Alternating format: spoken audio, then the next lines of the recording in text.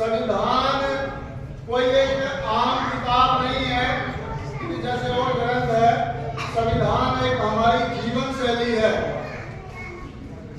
और कम से कम हमारा जो बहुजन समाज है, तबका है, SC, ST, OBC, माइनॉरिटी, जिसमें हमारी लगभग 90% हिस्सा आता है, कम से कम इन लोगों के घर में संविधान होना चाहिए और उस संविधान की जानकारी हमें होनी चाहिए कि उस संविधान में ऐसी क्या चीज है जिससे हमारा जो जीवन बदल सकता है, हमारी गरीबी दूर हो सकती है, हमारे घर के दुख तकलीफ दूर हो सकते हैं, हमें अपने हक अधिकार का पता चल सकता है।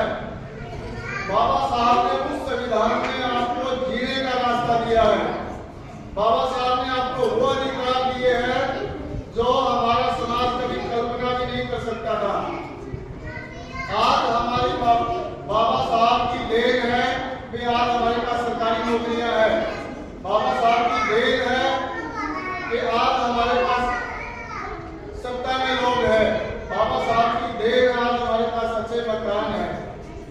बाबा साहब ने आप लोगों के लिए उस संविधान में एक ऐसी व्यवस्था करके गए, आज हम जन्म लेते हैं, जन्म से पहले अगर बच्चा हमारे कैसे स्वस्थ रहे उसकी व्यवस्था बाबा साहब ने की।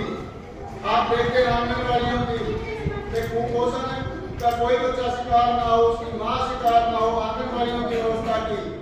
हमारा कोई भी बच्चा बगैर शिक्षा के बुद्धिहीन ना बने, उसको शिक्षा जरूरी है। सरकारी स्कूलों में अस्पताल, सरकारी स्कूलों की व्यवस्था की और ना स्कूलों की व्यवस्था की, बल्कि ये भी व्यवस्था की कि आपके पास पैसा हो ना हो आप पढ़ाई जरूर करोगे।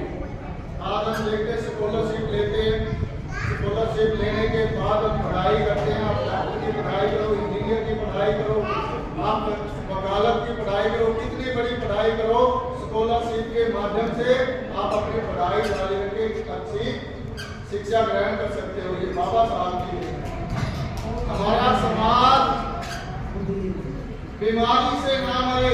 पहले हमारा कोई इलाज नहीं करता था, शुरुआत इतनी ज्यादा थी, और हमने सरकारी अस्पतालों की व्यवस्था की ताकि आपका इलाज फ्री में हो। बजट में ऐसी हिस्सेदारी बनाई कि इतना हिस्सा शिक्षा पे जाएगा, इतना स्वास्थ्य पे जाएगा, इतना हमारे घरों में जो व्यवस्था है उस पे जाएगा। चाहे हमारे को राशन की व्यवस्था हो, चाहे पेंशन की व्यवस्था हो, चाहे हम बच्चों की शादी